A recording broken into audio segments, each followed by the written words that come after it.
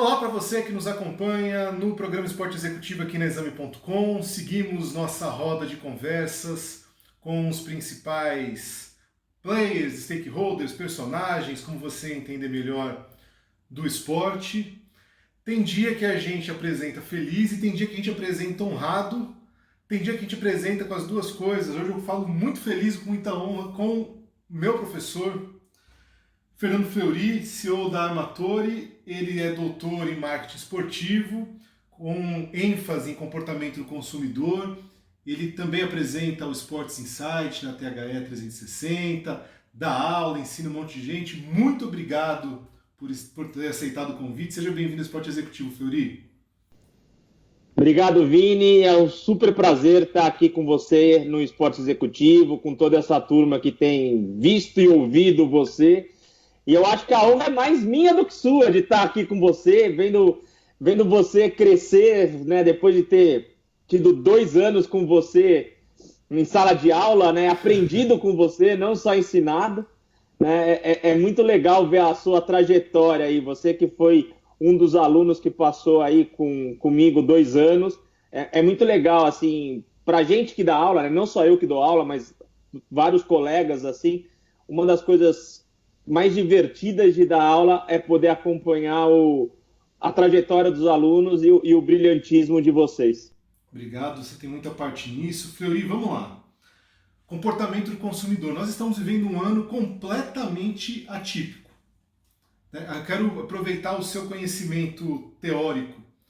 Mesmo num ano atípico, é possível trabalhar pensando no consumidor do esporte como se fosse um ano outro qualquer, ou não, é um ano atípico e ainda assim, vamos vasculhar, entender, qualificar esse entendimento do consumidor do esporte, Fleury? É uma boa pergunta, mas assim, você sabe que pra gente que trabalha com comportamento, não existe um ano qualquer, né? Essa que é a graça de trabalhar com comportamento, né? Legal. A gente sempre fala isso, né? Quando a gente brinca em sala de aula, a gente fala a vantagem de trabalhar com comportamento, principalmente hoje em dia, com essas mudanças constantes de consumo, né? E cada vez mais rápida, é essa. O que eu termino de ensinar hoje, amanhã já é praticamente uma mentira, né? A gente praticamente é uma fake news ambulante em sala de aula, né? Porque a gente termina a aula e ela já virou uma fake news, que é tudo novo, né? Então, essa que é a graça, né, do comportamento do consumidor, né? As gerações estão cada vez mais curtas, essa é a grande verdade, e a gente tá tendo que estudar essas posições e essas novas alterações de consumo muito rápido. Claro que a pandemia, ela veio e acelerou muita coisa, né? Os movimentos de mudança que a gente vinha estudando na questão tecnológica, principalmente, né? Naquela questão do consumo por meio de apps, essas coisas todas, a pandemia acabou acelerando, né? Eu não tenho dúvida que a gente vai... Um programa antes do seu, você ainda não viu porque ele não foi ao ar, a gente está gravando aqui um pouquinho antes de ir ao ar, eu conversei com um gerente da Samsung, especialista em dispositivos móveis e tal, e ele me fala que muito do comportamento do consumo nessa pandemia ajustou, inclusive, projeções da Samsung em relação aos seus dispositivos móveis. Né? Então, eles tiveram, por exemplo, uma venda acima da média em relação a tablets, coisa que já não vinha acontecendo em função do isolamento das pessoas dentro de casa, mas fundamentalmente as pessoas aprenderam a consumir nos seus dispositivos móveis o esporte. Nossa conversa foi sobre esporte. E me conversa muito com o que você está falando agora, porque de alguma forma tem aprendizado desse ano que novamente não é um ano qualquer, e que as pessoas aprendem de alguma forma a interagir de forma mais fluida com ambientes digitais, e para gênios iguais a você, que vai lá e busca e tira informação, isso é muito bom, né? Porque a gente acaba conseguindo mapear o comportamento, as opções, não? Tá, sem dúvida, né? Assim, claro, a pandemia não é boa de jeito nenhum, Claro. mas no fundo a gente acaba tendo que tentar tirar proveito disso, né? Aqui na Armatori, por exemplo, uma das decisões que a gente tomou internamente, né? A pandemia não foi boa para nós em termos de mercado, né? A gente estava com boas prospecções e acabamos o mercado acabou sendo travado, né? A gente que entra no mercado de esporte e entretenimento, nós fomos altamente impactados. O entretenimento praticamente não tem esse ano, né? E o mercado de esporte está sem dinheiro e está sem consumo ao vivo, né? Tá com consumo ao vivo, mas não em loco. E a gente acabou tendo que tomar uma decisão de como operar. E uma das decisões que a gente tomou, por exemplo, foi de tentar inovar. Então a gente sentou, né, eu e toda a equipe que faz parte da Armatori, tanto os sócios como os funcionários, e nós decidimos, por exemplo, aproveitar os projetos que estavam engavetados, a gente com tempo, e falar, vamos tentar agora pôr tudo isso para andar, né? E criar conceitos que estavam parados e trazer para cá. Ou seja, a gente, como a própria Samsung fez forçadamente, nós trouxemos as partes que os projetos que estavam, vamos fazer isso daqui a um tempo, nós trouxemos para cá, adiantamos e estamos agora apresentando no mercado, já prospectando para o ano que vem. É isso. No final das contas, precisou antecipar o que seria feito. Quer dizer, atrasou o que era para ter sido feito antes, mas antecipou o que era para ter sido feito antecipou o que era para ter sido feito depois. É o que a gente pôde fazer. Agora, assim, mas é um esforço de toda a equipe, né? Então eu tive que sentar com a equipe, nós todos sentamos e falamos, vocês topam um risco? Porque é um risco operacional para todo mundo, né? Então, e todo mundo topou. Então, assim, é um mérito de toda a molecada que está com a gente, né? Então, é isso. Mas também porque a gente percebeu que o mercado também ia para essa linha. Assim como o consumidor começou a consumir o esporte de outra maneira, a gente falou, de repente, a chance que a gente tem também de mostrar para o esporte que existe vida além da pandemia, né? A gente vai para esse lado. Felipe, para as pessoas entenderem até com maior clareza, vamos explicar o que a Armatori faz, talvez com um exemplo prático. Você tem um exemplo de sucesso no Atlético Mineiro, por exemplo, que você queira contar, ou qualquer outro que você queira contar, de como funciona a Armatori, porque essa história de absorver a inteligência dos dados, transformar isso no processo de venda e tal, parece muito distante das pessoas. Claro, de quem não é qualificado ou para quem não é especialista nisso, vai ser distante sempre. Mas para entender como é que funciona esse processo, Fleury? Vamos lá. Primeiro é bom a gente definir o que é a Armatori, né? Porque as pessoas perguntam assim, vocês são uma empresa de pesquisa? A gente fala, não. Então vocês são uma agência de marketing esportivo? Não. Nós somos uma agência de data science, né? Uma agência de data science focada em esporte e entretenimento. Obviamente que a gente opera, então, no mercado de esportes, então a gente entende de marketing esportivo e a gente acaba fazendo pesquisa, porque a gente precisa de dados para gerar informação, né? E diferente de algumas outras empresas, a gente opera com o que a gente chama de dados primários. A gente trabalha tanto com dado primário quanto com dado secundário. O que é dado primário? Dado primário é aquele dado que nós vamos lá e perguntamos para você, Vinícius, qual é a sua idade, seu nome, seu gênero, o que você pensa, como é que são as suas atitudes, seu comportamento de consumo. Então a gente acaba fazendo pesquisa assim. E os dados secundários são aqueles dados que nós vamos acabar buscando via outras fontes, sejam elas fontes de outras pesquisas, fontes do IBGE, ou até as fontes de Twitter, Facebook, Instagram, e outras milhões de redes sociais.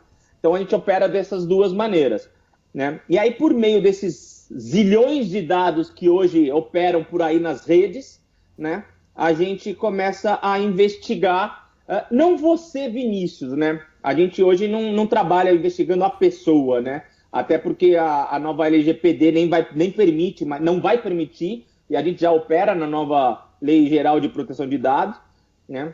A gente, na verdade, opera no que a gente chama de clusters. Então, a gente junta uma massa de pessoas, põe e começa a entender quem são os vários tipos de Vinícius, os vários tipos de Fernandos, os vários tipos de João, Marias, José, e assim por diante, e começa a identificar como essas pessoas se comportam, como é que elas pensam, como é que elas agem, né? O que elas querem, o que elas desejam, e começa a investigar isso, e por meio disso é que a gente começa a propor estratégias para os clubes de futebol, para as empresas parceiras dos times, né? E a gente então começa a trilhar alguns caminhos. Então hoje a gente opera tanto com os times de futebol, com não só com o time de futebol, mas na verdade com o mercado de esporte, né? Então a gente tem hoje operando para algumas empresas que elas nos procuram para falar, nossa, nós queremos patrocinar um time de futebol. Então a gente auxilia ela na busca de um time de futebol e muitas vezes a gente fala, olha, talvez o melhor mercado para você não seja o time de futebol. Talvez se você patrocinar o hipismo, vai ter um retorno melhor de acordo com a sua marca, né? Isso porque a gente está identificando que é o que você precisa, de acordo com o que você está nos falando que é o que você quer, né? Então é isso que a gente vem fazendo por meio de modelos matemáticos. Mas aí você está falando de modelos matemáticos dentro de um universo que tem paixão, né? Que o esporte é paixão. Aí eu quero saber de você, grande especialista na área, Fleury, tem paixão na razão ou tem razão na paixão? A razão vai para o universo emocional ou o emocional vai para o universo da razão? Tem ambos, e aí isso é o que a gente vai chamar do viés, né? E aí a gente saber equalizar essa equação matemática, que é saber tirar o viés. E esse eu acho que é o grande segredo de quem trabalha com números, né? É o que a gente vai, quando a gente fala com os nossos cientistas de dados aqui, é exatamente a gente tirar o viés das respostas, das análises que a gente faz e falar, opa, aqui tem um conceitozinho aqui que é aquela coisa do o cara que está emocionalmente respondendo errado, né? Vamos dizer assim, ele está pondo uma taxa emocional muito alta, mas essa taxa emocional, ela também não é que ela é retirada, ela tem que ser identificada e analisada, codificada e falando, poxa, opa, isso daqui tem valor, né? Porque muitas vezes o que os times querem é esse valor, é essa marca, né? A marca também quer isso. O que a marca busca quando ela vai patrocinar o esporte é essa paixão, né? Até que é legal falar, assim, da onde surgiu a ideia de montar a agência? A agência saiu de de uma união entre eu e um dos meus sócios, que a gente fazia doutorado junto. Eu estudando o comportamento do consumo no esporte e ele estudando, na verdade, inteligência artificial para modelos preditivos no mercado financeiro, né? E aí a gente resolveu juntar tudo isso na área de esportes, né? E aí a gente falou, pô, tem um link aqui, né?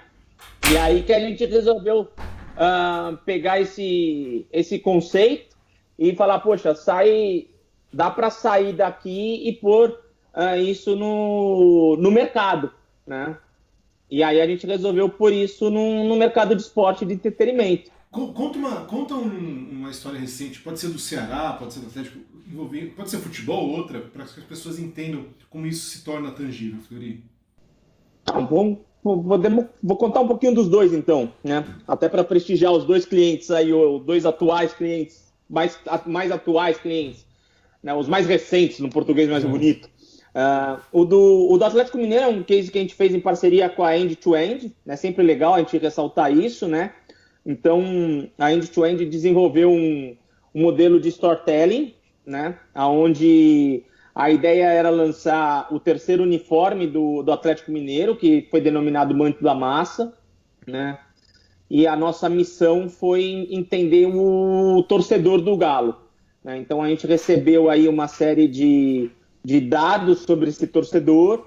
Junto com a End-to-End, nós começamos a desenvolver um modelo para a criação de um local de votação, né? Então teve todo um aparato nosso com a End-to-End para que a gente desenvolvesse, nós dois juntos, desenvolvêssemos um processo para trazer o torcedor do Galo para votar. Então tinha todo um processo elaborado, né, para instigar esse torcedor do Galo. Então tinha toda a questão que era, né, o torcedor do Galo ia desenhar a camisa, preparar essa camisa durante vários dias, eles foram sendo instigados nesse processo, e aí quando finalmente a gente liberou isso, foram as 13 camisas liberadas para eles votarem.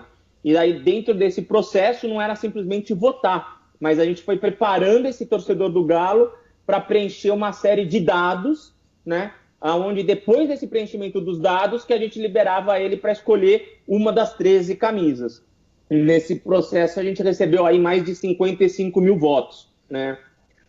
Então você pensa que cada torcedor que votou na camisa preencheu 12 novos dados, vamos dizer assim, né?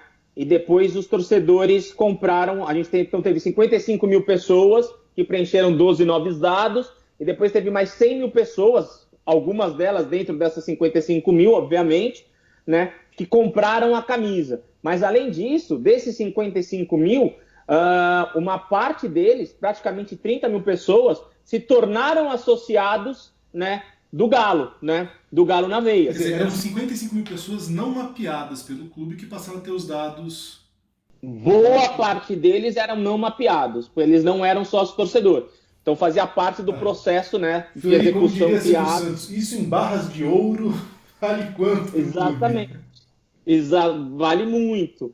Vale muito, né? Porque a gente não está falando só de dinheiro, mas está falando de informação. Claro. Então, todo o processo de criação da end-to-end envolvia exatamente isso, passou por nós.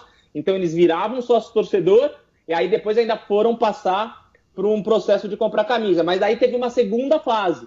E aí, então, a gente pegou todo esse bolo de gente ainda e convidamos esses caras a virem também a participar de um segundo processo, onde quem topasse participar de mais uma sequência de perguntas concorria a 13 camisas que nós íamos sortear da nova camisa do Manto da Massa. Então ainda tinha mais 12 perguntas para as pessoas responderem, né? Sobre o Galo Fan, que é um outro site do Galo, né? É um site de entretenimento do Galo, é um processo todo de entretenimento do Galo também, né? E que aí a gente convidou as pessoas e que aí nós tivemos mais 10 mil respondentes também que participaram. Então, a gente ainda teve mais 10 mil respondentes participando de uma nova ação, onde a gente também conseguiu gerar uma série de dados. E todos esses dados, aí a gente juntou no nosso sistema esses dados e estamos transformando em uma série de informações para o Galo, que o Galo agora está, com isso, podendo trabalhar melhor os seus torcedores. Então, além de toda a questão lá das 100 mil camisas, 19 milhões que todo mundo fala, do recorde de camisas vendidas e tal, hoje o torcedor do Galo vai conseguir ser muito melhor atendido pelo próprio Atlético Mineiro e pelo Galo Fã e assim por diante, porque o Galo tem mais conhecimento sobre ele. Né? E isso tem muito mais valor do que qualquer coisa. Tá, e geralmente, também para que fique claro para todo mundo, é com a área de marketing que você conversa, é com algum departamento comercial, é alguma estrutura nova de inovação? Quem é, para possíveis diretores, gerentes que estejam vendo, quem é que fala com o Fleury? Então vamos lá, agora então vou contar o caso do Ceará, que acho que fica mais legal. Assim, por exemplo, no Ceará nós trabalhamos para a área de marketing, para a área comercial, né, e para a área de comunicação. Né? Então a gente opera com as 3 áreas. Por quê? Porque a partir do momento que a gente tem o conhecimento do torcedor cearense, né, a gente quer a gente quer auxiliar ao clube, a gente quer auxiliar o clube em todos os departamentos que têm acesso direto ao torcedor. Então, por exemplo, a área de marketing que fazer ação direta para o torcedor, nós temos essa informação. A área comercial, que vai buscar patrocínio, que vai buscar receitas novas, nós auxiliamos com informação.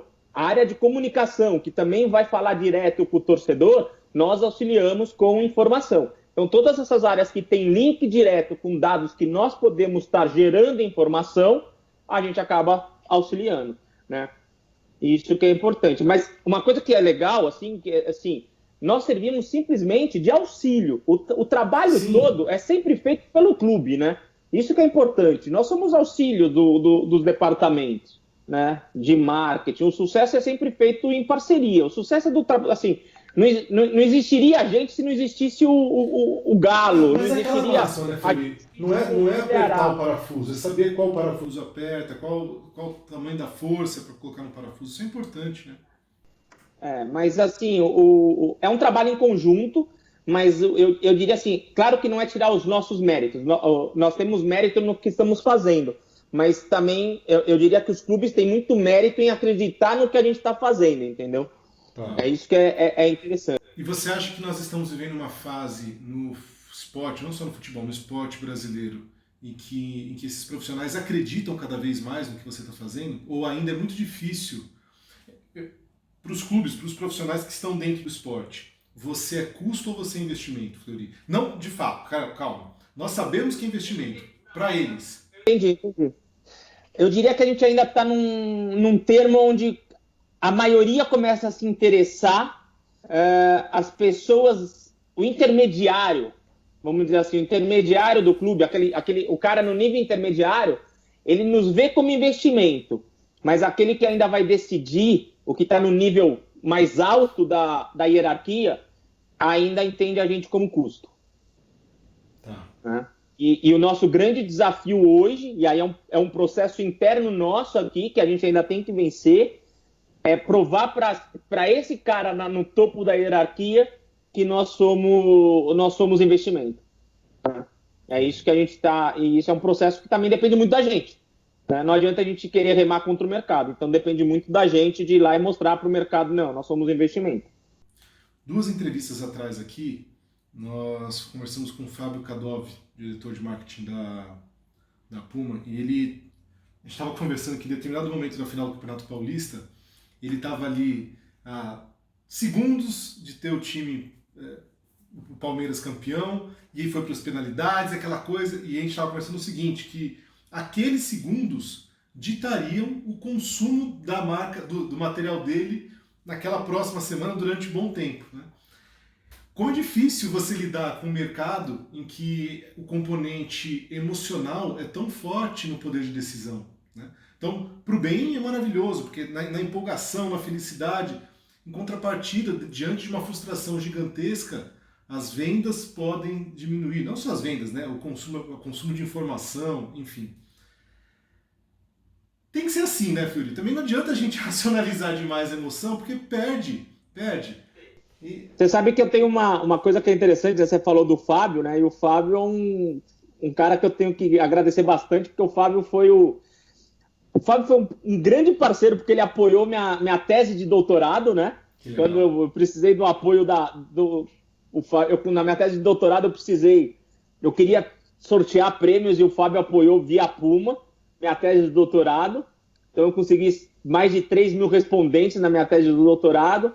E depois a Puma acabou sendo o meu primeiro cliente via Armatori. Que legal. Então o Fábio tem um grande carinho por ele, assim, né? Obviamente, a Puma ainda é minha cliente hoje, então a gente consegue fazer alguns trabalhos para a Puma, né? E aí não tem nada de amizade, é por puro trabalho nosso mesmo e dele, que é um excelente gerente. Mas tem uma história interessante dessa questão de emoção. Eu estava dando uma aula na CBF Academy, né? E eu sempre conto isso em aula, né? Eu estava dando uma aula na CBF Academy, e aí um ex-jogador de futebol começou a falar uma história e falou assim: professor, marketing é muito bonito, mas se a gente como jogador não põe a bola para dentro, no fim não serve para nada, né? Aí eu parei, respirei, pensei e falei assim: é verdade, mas só tem um problema. No fim do Campeonato Brasileiro, só um time vai pôr a bola para dentro. 19 não. É aí que entra o marketing. Né?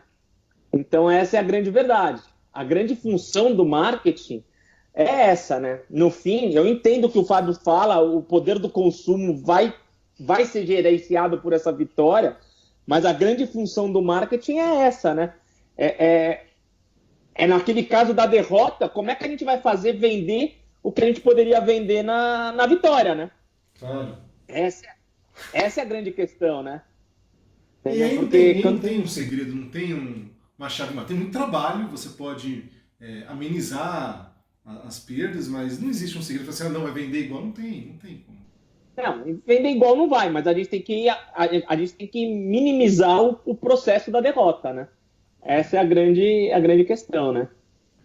O trabalho é minimizar o poder da derrota e maximizar o poder da vitória, né, Fleury? É que fazer marketing na vitória é muito simples, muito fácil, muito simples, né? Assim, muito fácil, Fleury. Sabe por quê? Deixa eu lhe falar, eu não acho que seja tão fácil assim, porque a gente sempre fala assim, quando ganhou, todo mundo compra. Vírgula, todo mundo compra o quê? O que você preparou antes de ter vencido. Né? Então existe todo um trabalho para a vitória. Então vamos lá, tem clubes que estão na reta final, podem ganhar ou não podem ganhar. Ou você se preparou para aquilo, ou você toma de surpresa e não consegue trabalhar bem depois da vitória. Também tem isso, né? Não, tem todo o mérito da sua estratégia, do seu planejamento. Mas eu gosto sempre de falar a versão, por exemplo, da NCAA, né? A Liga Norte-Americana Universitária, né? O basquete, por exemplo, quando você vai para a Final Four, né, no basquete universitário masculino, eles têm uma decisão muito simples. Você imagina que começam 1.000 universidades jogando, né? E a gente está falando de muito dinheiro. Nós estamos falando de mais ou menos 11 bilhões de dólares investidos num contrato de 10 anos de TV, né? Então, nós estamos falando de muito dinheiro, né? E os universitários não ganham salário, nem podem, por uma questão legal, eles não podem ganhar dinheiro, senão eles perdem lá, não podem disputar Olimpíadas, tem todo um conceito lá deles, né? Então, eles não podem disputar o esporte universitário se eles recebem salários, né? Tem todo um conceito deles. Então, você imagina que quando uma equipe vai para a Final Four, essas 4 equipes elas já não recebem prêmios financeiros. A universidade não recebe nenhum incentivo financeiro por ir para lá. Por quê? Porque a NCAA ela entende o seguinte, ela entende que o fato deles irem para as finais já é incentivo suficiente para que eles gerenciem os seus departamentos de marketing na compra para os seus alunos comprarem produtos e venderem mais, e o departamento vender mais coisas, enquanto aqueles que ficaram para trás é que vão precisar de apoio financeiro. É invertido, né? Então esse é o incentivo que eles trabalham na busca de um equilíbrio financeiro, né? Porque lá se busca o equilíbrio, aqui nem sempre. Aqui pelo contrário, agora a gente está numa batalha aí que parece que o equilíbrio vai para a cucuia, né, Fiori? É aí que a gente tenta, assim, uma das coisas que a gente tem falado bastante com os clubes é exatamente isso, né? Que uma das propostas que nós, como empresa, estamos tentando mostrar para os clubes é isso, né? A televisão, eles chegaram no limite, os patrocinadores chegaram no limite, e a gente está querendo auxiliar eles nesse processo de buscar esse dinheiro extra, que é por essas novas fontes. É entender quem é seu consumidor, é entender quem é seu patrocinador, é entender aonde essas novas fontes estão. E essas novas fontes só vão vir quando eles começarem a pensar por meios matemáticos, né?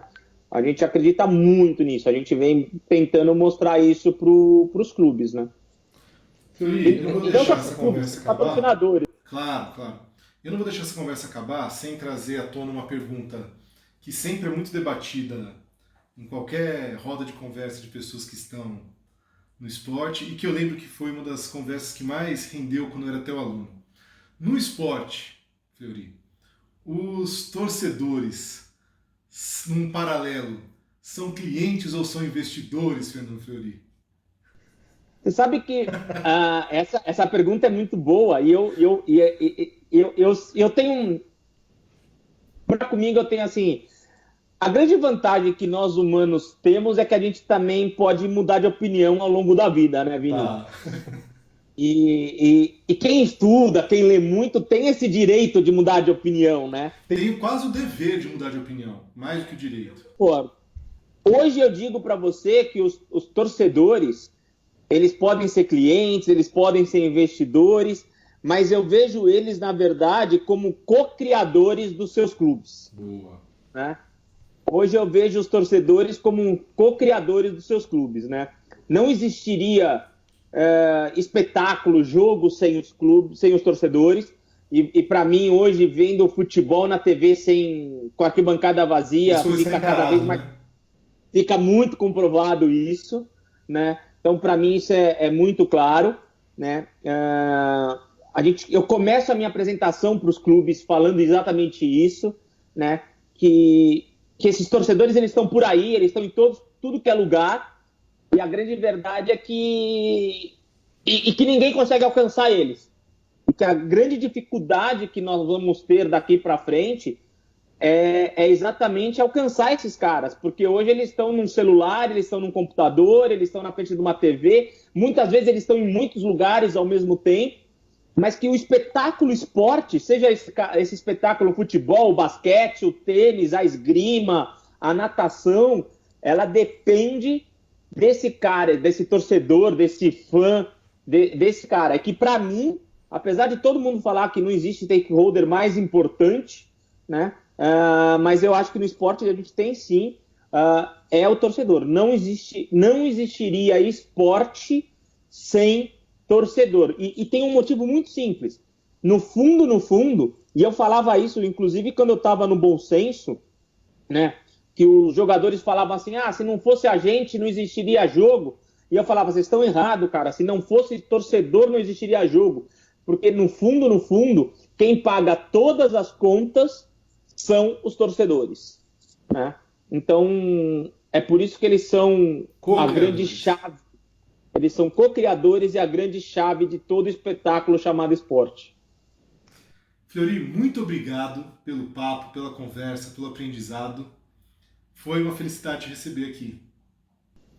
Eu é que agradeço, passou muito rápido, é um prazer ver você assim, é um super prazer bater esse papo com você, né? E estar aqui contigo. E agora quem precisa te receber no nosso talk show sou eu, Bora. né?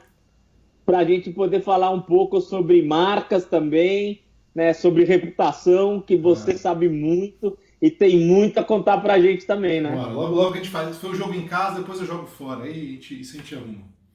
Então tá bom. Aí agora o empate fica para mim, né? Tá bom. Empate pra você. Obrigado, Fleury. Obrigado a vocês que nos acompanharam até agora. Um abraço e até a próxima.